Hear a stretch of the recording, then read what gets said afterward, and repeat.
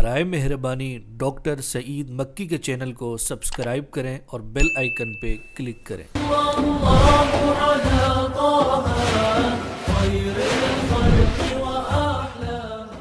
الحمد للہ رب العالمین والصلاة والسلام علی رحمت للعالمین صلی اللہ علیہ وعلی آلہ وصحبہ ومن تبعہم بإحسان إلی یوم الدین، وبعد۔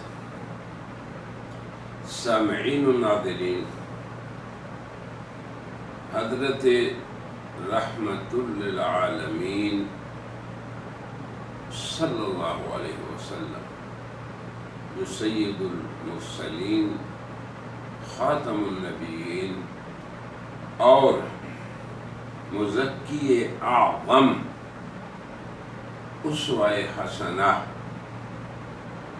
قیامت تک کے انسانوں کے لیے، جنہیں اللہ نے یہ فرمایا لَقَدْ كَانَ لَكُمْ فِي رَسُولِ اللَّهِ أُسْوَةٌ حَسَنَةٌ، کہ اللہ کے رسول وہ عظیم ہستی ہیں جن کی سیرت میں تمام انسانوں کے لیے، جن سے قرآن کا خطاب ہے، آپ کی سیرت ان کے لیے اسوہ حسنہ ہے۔ تو ہم آپ کی سیرت کے اس پہلو کو بیان کر رہے تھے، اور غرض یہ تھی کہ ہمارے اندر بھی سیرت کے اس پہلو، اور وہ کیا، ضعیفوں، کمزوروں، معاشرے کے اندر حاجت مندوں اور ضرورت مندوں، ان کی حاجت کو پورا کرنا، یہ ہم اپنے لیے باعث شرف سمجھیں۔ صاحب ثروت اپنی دولت کو، صاحب منصب اپنے منصب کو، صاحب اقتدار اپنے اقتدار سے مساکین، ضعفاء اور حاجت مندوں کی ضرورت کو پورا کریں، کہ جناب رسول اللہ صلی اللہ علیہ وسلم کی معاشرتی زندگی میں یہی واجب التقلید ہمارے لیے سنت ہے۔ تو یہ سلسلہ ہمارا شروع تھا۔ ہم نے اس سے پہلی مجلس میں یتیموں کے ساتھ حسن سلوک کا ذکر کیا۔ آج کی مجلس میں معاشرے کے ایک دوسرے ضعیف اور کمزور طبقہ، جو کہ ہماری عمومی رعایت، عنایت اور شفقت اور رحمت کے محتاج ہیں، وہ ہمارے نوکر، چاکر، اور پہلے زمانوں میں جب غلام تھے تو غلام ہیں۔ غلام اس قدر ضعیف تھا معاشروں میں کہ وہ کسی چیز کا مالک بھی نہیں ہوتا تھا، بلکہ وہ عام مملوک چیز کی طرح بیچا اور خریدا بھی جاتا تھا۔ اگرچہ آج بھی اس غلامی کی، اس ماڈرن اور جدید دنیا میں ایک دوسری شکل موجود ہے۔ طاقتور قومیں ضعیف قوموں کو، پوری کی پوری قوم کو ہی غلام سمجھ کے ان کی زندگیوں میں قوت والے خود تصرف کرتے ہیں۔ یہ بھی غلامی کی ایک قسم ہے۔ اور قوت اور ضعیف، قوت اور ضعف، اور اہل قوت اور ضعفاء کا ہماری زندگی کے سامنے رات اور دن میں ان کا کردار ہے۔ جناب نبی کریم صلی اللہ علیہ وسلم اپنے خدام، نوکر، چاکر اور غلاموں کو، ان کے بارے میں کیا فرماتے ہیں؟ آپ نے یہ تصور کیا کہ انسان تمام کے تمام مکرم ہیں۔ وَلَقَدْ كَرَّمْنَا بَنِي آدم، آدمیت کی وجہ سے جسے اللہ نے اشرف بنایا، اشرف المخلوقات قرار دیا، تو جملہ انسان اس میں برابر ہے۔ اب یہ اللہ کی حکمت ہے کہ اس نے بعض کو مخدومیت کی جگہ پہ رکھا، آقا بنایا، سید بنایا، صاحب ثروت بنایا، اور دوسرا ایک طبقہ خادمیت کے مقام پہ ہے. ہر دو کی آزمائش ہے. مخدوم کی بھی آزمائش ہے کہ اس کی سیرت اور حسن سلوک اور حسن معاملہ کیسا ہے یا اس کے برعکس ہے. اور خادم اس کی بھی آزمائش ہے کہ وہ اخلاص سے، دیانتداری سے، امانت سے کام کر رہا ہے یا نہیں کر رہا. لیکن جناب رسول اللہ صلی اللہ علیہ وسلم جن کی نظر ہمیشہ شفقت اور رحمت ہی کی رہی، وہ عمومی طور پہ بڑی تاکید سے سادات کو، بڑوں کو، صاحب اقتدار لوگوں کو اہم ہدایات اور نصائح فرماتے تھے. اور وہ نصائح مرجع خلائق ہیں. آج دنیا کے انسان ان سے ہدایات پا رہے ہیں. تو جب مخدوم لوگ ان نصائح پہ عمل کریں گے اور خادمیت کے مقام والے ان نصائح پہ عمل کریں گے، تو یقیناً ہر آدمی، ہر شخص اپنے اپنے مقام سے رضائے رحمان کا مستحق ہوگا. آپ نے فرمایا کہ اپنے خادموں کو، ماتحتوں کو اپنا بھائی سمجھو. پھر فرمایا انہیں گالی نہ دو. پھر فرمایا انہیں وہ کھلاؤ جو خود کھلاؤ، آپ کے گھروں کے نوکر چاکر. پھر فرمایا جو خود پہنو وہی انہیں پہناؤ. اور آگے یہ ہدایت دی کہ ان کی ہمت اور طاقت سے زیادہ انہیں کام نہ دو. پھر فرمایا کہ اگر ان کو ان کی طاقت سے زیادہ کام دیا تو پھر خود بھی ان کی معاونت کرو. یہ ہم نے نمبر وار 6 چیزیں ذکر کی ہیں. انہیں اپنا بھائی سمجھو، نمبر 1. نمبر 2، ان سے ساتھ شدت کلامی، اہانت والا لہجہ نہ ہو. نمبر 3، ان کا کھانا اور تمہارا کھانا ایک ہی جیسا ہو. ایک ہی گھر میں وہ کام کر رہے ہیں، تمہارے ساتھ رہ رہے ہیں. چوتھا، پہناوا بھی ایک جیسا ہو.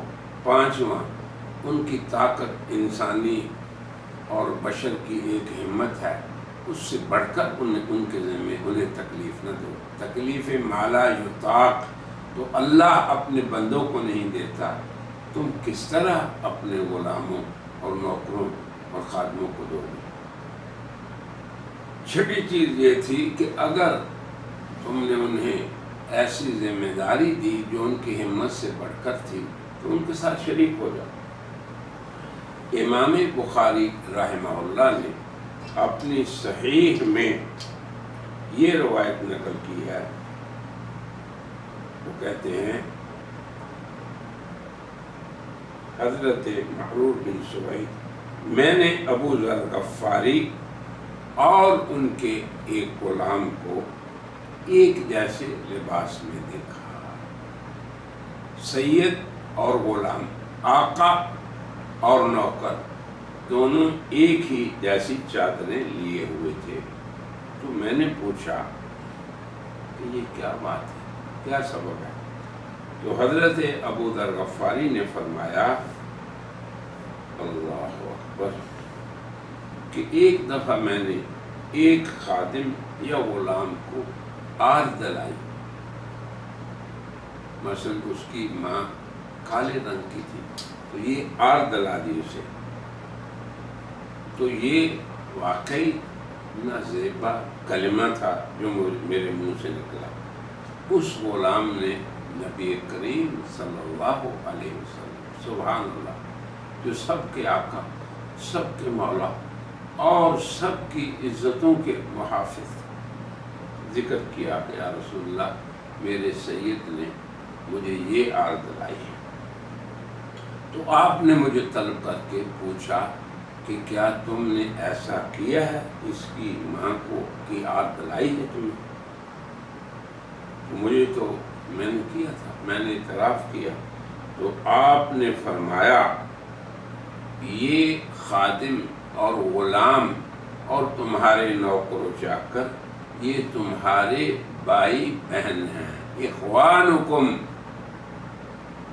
جو تمہاری خدمت کرتے ہیں، انہیں اللہ نے، اب اس کی حکمت ہے، تمہارا زیر دست بنایا ہے۔ یہ ہے تصور جو ہمارے گھروں میں کام کرنے والے کرنے والیوں، ہمارے کارخانوں میں کام کرنے والوں اور کرنے والیوں، اور ہمارے کاروباروں میں، دکانوں میں کام کرنے والوں اور کرنے والیوں کے بارے میں، کہ یہ ہمارے کیا ہیں؟ اخوانکم، یہ تمہارے بھائی۔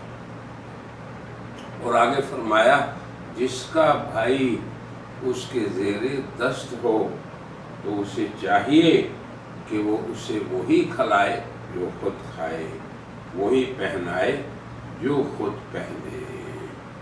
یہ ہے ارشاد نبی کریم صلی اللہ علیہ وسلم کا۔ اور آگے فرمایا انہیں کسی ایسے کام کا حکم نہ دے جو ان کی ہمت سے بڑھ کر ہو، اور اگر ایسے کام کا حکم دے تو پھر خود ان کی مدد کرے۔ یہ دیکھیں جتنی ہم نے نمبر وار چیزیں اور ہدایات اور نصیحتیں اور نبوت کی توجیحات کا ذکر کیا، وہ تمام اس حدیث میں مذکور ہے۔ یقیناً ہر ایک کے نوکر چاکر اور کام کرنے والے اس کے مقابلے میں ضعیف مخلوق ہیں، اور اسی طرح ہر خامد، ہر گھر کا سربراہ، اس کی بیوی، وہ بھی ضعفاء میں ہے، کیونکہ مرد ہی الرجال قوامون ان کے کفیل ہوتے ہیں۔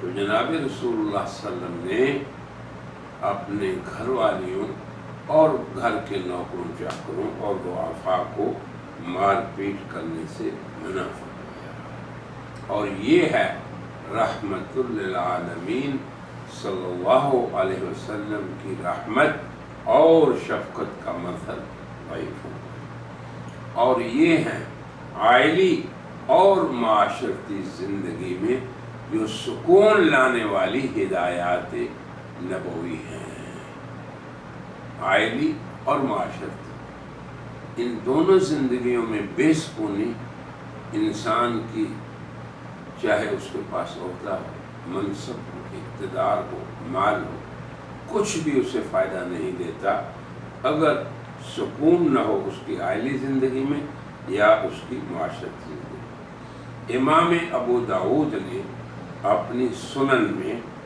حضرت ام المومنین عائشہ رضی اللہ عنہا سے یہ روایت نقل کی ہے۔ وہ فرماتی ہیں جناب رسول اکرم صلی اللہ علیہ وسلم نے کبھی کسی خادم یا عورت کو نہیں مارا۔ اب آپ دیکھیں کیسی خوبصورت قابل تقلید سنت ہے ہمارے پاک پیغمبر، جن کا اسوہ حسنہ واجب التقلید ہے ہمارے لیے۔ حضرت انس بیان فرماتے ہیں کہ رحمت للعالمین صلی اللہ علیہ وسلم اپنے خدام کا جب ان سے کوئی خلاف یعنی حکم چیز سرزد ہو جائے، آپ نے انہیں حکم دیا وہ نہیں کر سکے، تو مؤاخذہ نہ فرماتے اور نہ ہی سختی سے پیش آتے اور نہ انہیں برا بھلا کہتے۔ خدام کی بات کو آپ برا محسوس بھی نہ فرماتے۔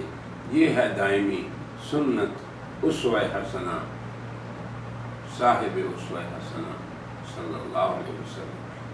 امام مسلم اسی باب میں حضرت انس بن مالک کی اس روایت کو نقل فرماتے ہیں جو حضرت رحمت للعالمین صلی اللہ علیہ وسلم کے عمومی حسن اخلاق اور خدام کے ساتھ اور ضعفاء کے ساتھ حسن معاشرت کے بیان میں ہے۔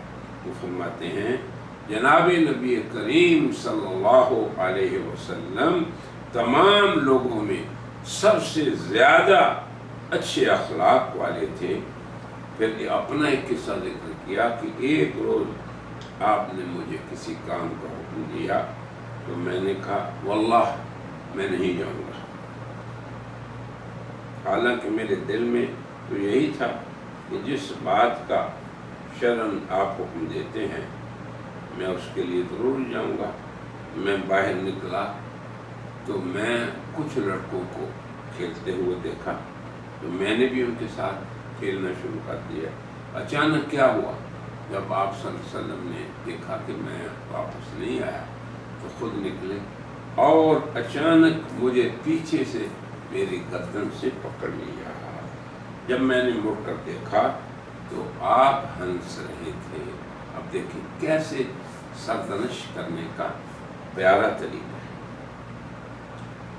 آپ نے مجھے پیار سے کہا انیس، اب آپ دیکھیں انس اور پیار سے انیس، چھوٹے سے انس، یہ انس کی تصغیر ہے۔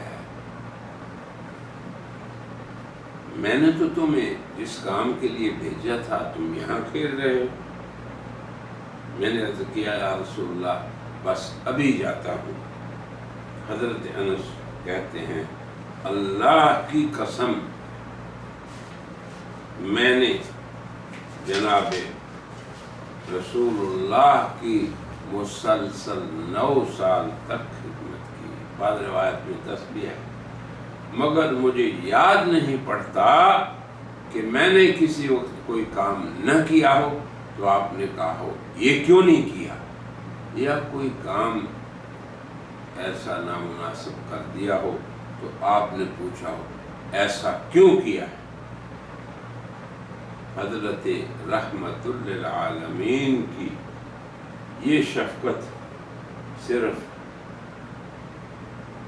خادموں اور غلاموں کو نہ ڈانٹنے کی یہ ایک طرف ہے، بلکہ اس سے بڑھ کر آپ تو اپنے خادموں کی دل جوئی بھی فرمایا کرتے تھے، انہیں خوش رکھتے تھے اور ان کی دل شکنی نہ فرماتے تھے۔ اسی باب میں دیکھیں ابن ماجہ اپنی سنن میں حضرت انس سے یہ نقل فرماتے ہیں، کہتے ہیں کہ اگر کوئی لونڈی، اب آپ دیکھیں کہ عورت ضعیف پھر وہ لونڈی، اگر کوئی آ کے آپ کا ہاتھ پکڑ کے اپنے کسی حاجت کے لیے کہتی کہ میری بات سنیں آپ، اور وہ اپنی بات کے لیے آپ کو کہتی رہتی، یا کام کوئی اس کو ہوتا تو وہ کام مکمل کرواتی، تو آپ اس وقت تک ہاتھ نہ چھوڑتے جب تک کہ وہ جدھر چاہتی آپ کو نہ لے جاتی، اور آپ اس کی وہ حاجت یا خدمت سر انجام نہ دے دیتے۔ اس سے بڑھ کر آپ خدام کے ساتھ خوش طبعی اور دل لگی بھی فرماتے۔ اس سلسلے میں دیکھیں حضرت امام ابو داود نے اپنی سنن میں حضرت انس کی یہ روایت نقل کی ہے، وہ کہتے ہیں رسول اللہ صلی اللہ علیہ وسلم نے مجھے مخاطب کر کے فرمایا اے 2 کانوں والے۔ اب آپ دیکھیں ہر شخص کے 2 کان ہوتے ہیں، یعنی یہ از راہ خوش طبعی آپ کا خطاب تھا۔ بلکہ اگر کوئی خادم یا نوکر بیمار ہو جاتا تو آپ صلی اللہ علیہ وسلم خود اس کے گھر اس کی عیادت کے لیے جاتے۔ دیکھیں معاشرتی زندگی میں انسانوں کو راحت پہنچانے کا کیسا ہی بہترین نمونہ جناب رسول اللہ نے عملی طور پر پیش فرمایا۔ آج بھی ہم میں سے کوئی اگر اپنے کسی ملازم، کسی خادم، کسی نوکر کے ساتھ اس طرح کا معاملہ فرمائے تو کس قدر دل فدا ہوں گے ان کے آپ پہ، اور ان کے اندر کس قدر خدمت کا زیادہ جذبہ پیدا ہوگا، اور آپ کو بھی سکون ملے گا اور اسے بھی۔ امام بخاری نے ایک روایت حضرت انس ہی سے نقل کی ہے. وہ کہتے ہیں کہ ایک یہودی لڑکا تھا، وہ یہودی مگر حضور صلی اللہ علیہ وسلم کی خدمت کیا کرتا تھا. جب وہ بیمار ہوا تو آپ صلی اللہ علیہ وسلم اس کی عیادت کے لیے تشریف لے گئے اور اس کے سر کے قریب بیٹھ گئے اور فرمایا اے لڑکے اسلام قبول کر لو. اب وہ اپنے باپ کی طرف دیکھنے لگا تو اس نے کہا ابو القاسم صلی اللہ علیہ وسلم، یہ آپ کی کنیت ہے، کی بات مان لو. تو وہ مسلمان ہو گیا. اور یوں آپ نے فرمایا کہ اللہ کا شکر ہے جس نے اسے آگ سے بچا لیا. اسی طرح خدام جو آپ کے پاس کام میں لگے ہوئے ہیں، ان کی مصلحتوں اور مادی ضرورتوں کو اس کا تحفظ کرنا یہ بھی ان کا حق ہے. اور جو موعود سہولیات یا جو آپ نے ان سے وعدہ کر رکھا ہے ان کی خدمت کرنے کا یا ان کو سہولتیں مہیا کرنے کا. کسی خادم کو آپ نے کہا کہ آپ کو میں رہائش دوں گا، کسی کو کہا میں آپ کو کھانا دوں گا، کسی آپ نے مراد کو کہا کہ بھائی میں آپ کو سواری بھی دوں گا. یعنی یہ وہ سہولیات ہیں جو ایک صاحب ثروت یا آقا یا ایک بڑے آدمی اور اس کے خادم کے درمیان طے پاتی ہیں چیزیں. تو جو چیزیں طے ہو جائیں انہیں بر وقت ادا کرنا. اب دیکھیں کتنی عجیب سنتیں ہیں، پیاری پیاری جناب رسول اللہ کی. تو اسے وقت پہ ادا کرنا، اس کی بھی آپ نے تاکید فرمائی. آج کس قدر ہمارے معاشروں میں انہی چیزوں کو باعث نزاع بنا کے چھوٹے بڑوں کے خلاف ہڑتالیں کرتے ہیں، غصے کا اظہار کرتے ہیں، نعرے لگاتے ہیں. امام مسلم نے اپنی صحیح میں یہ روایت نقل کی ہے کہ ہم عبداللہ بن عمر کے پاس بیٹھے ہوئے تھے جب ان کا خزانچی جس کے پاس مال ہوتا ہے وہ آیا. حضرت عبداللہ نے پوچھا کہ یہ بتاؤ کہ جتنے ہمارے غلام تھے، نوکر چاکر تھے، ان کو تم نے ان کا خرچہ جو ہمارے اوپر واجب تھا ادا کر دیا؟ تو اس نے کہا نہیں. تو حضرت نے فرمایا کیوں نہیں ادا کیا؟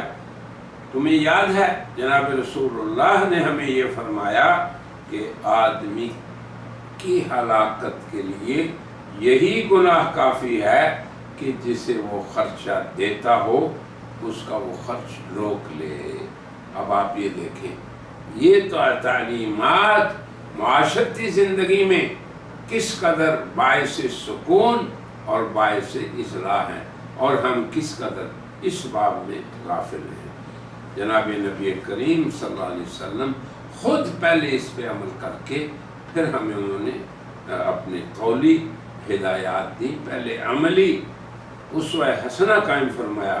حضرت امام احمد نے اسی باب میں اپنی مسند میں حضرت صلی اللہ علیہ وسلم کے صحابہ میں سے ایک کی یہ روایت نقل کی کہ آپ خود پوچھا کرتے تھے خدام کو کہ آپ کی حاجت کیا ہے، بھئی تمہاری کوئی حاجت ہے؟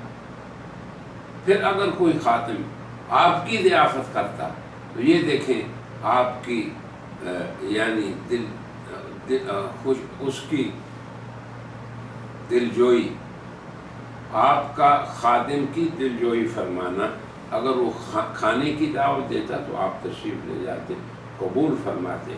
امام طبرانی نے حضرت عبداللہ بن عباس کی یہ روایت نقل کی ہے کہ رسول اللہ صلی اللہ علیہ وسلم زمین پر بیٹھ جاتے، زمین پر کھانا کھاتے، بکری کو خود باندھتے،